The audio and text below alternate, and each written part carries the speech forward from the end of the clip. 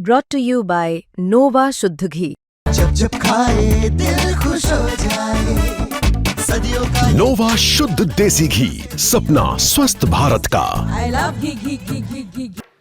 नमस्कार, आपके साथ मैं हूं दीपिका शर्मा और आप देख रहे हैं क्राइम तक। नेपाल में जो इस वक्त देखा जा सकता है वो दृश्य भयावह है। किस तरीके से बिल्डिंग्स को आग लगा देना, सुप्रीम कोर्ट पर कब्जा करना, बैंक में कब्जा करना, और ये कोई और नहीं बल्कि वहां की जेन जी कर रही है। यानी कि जो वहां का यूथ है उनमें इतना गुस्सा है, और ये गुस्सा 2 दिन का नहीं है, ये गुस्सा सालों से है।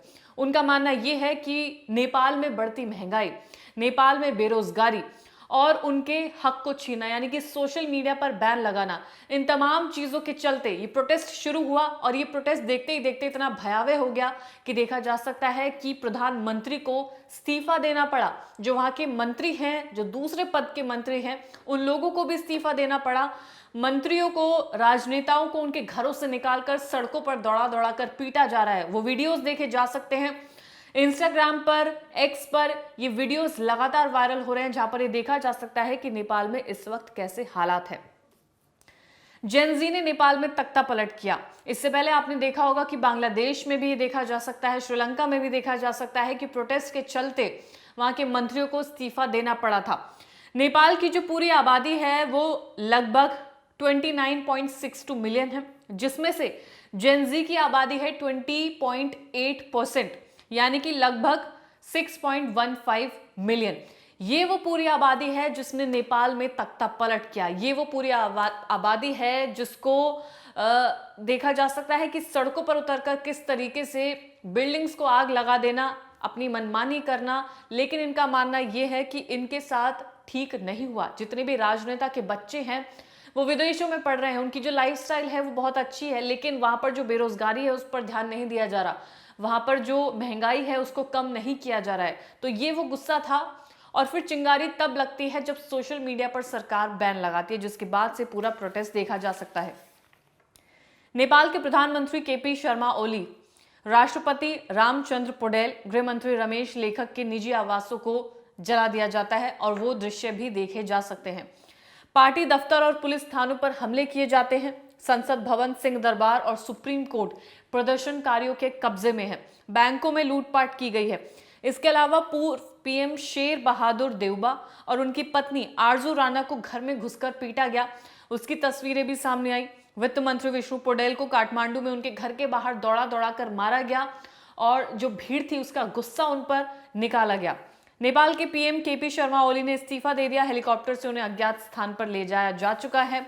अब तक इसमें 20 लोगों की मौत हो चुकी है और 400 से ज्यादा लोग इसमें घायल हुए हैं।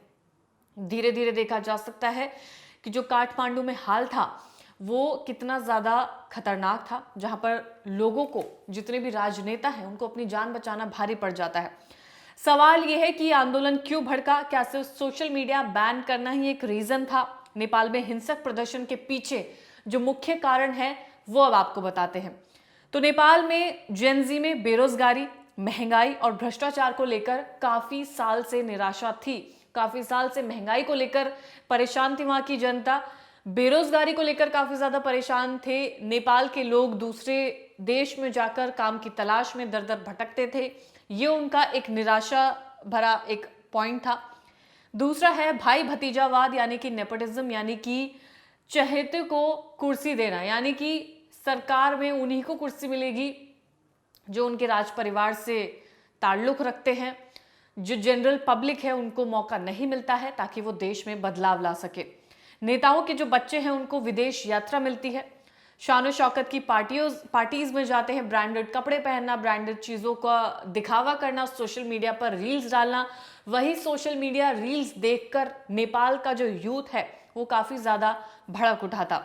जब सरकार ने सोशल मीडिया पर बैन लगाया तो युवाओं ने इसे अभिव्यक्ति की आज़ादी पर अंकुश लगाना समझा, जिसके बाद से प्रोटेस्ट शुरू हुआ। हालांकि फिर ये बैन हटा दिया गया था, लेकिन ये प्रोटेस्ट तब तक नहीं रुका जब तक कि वहाँ पर जो हालात हैं अब जो देखे जा सकते हैं वो हालात नहीं हो जाते। यानी कि बिल्डिंग्स में आग लगाना, राजनेताओं का देश छोड़कर भागना, ये तमाम चीज़ें देखी जा चुकी हैं।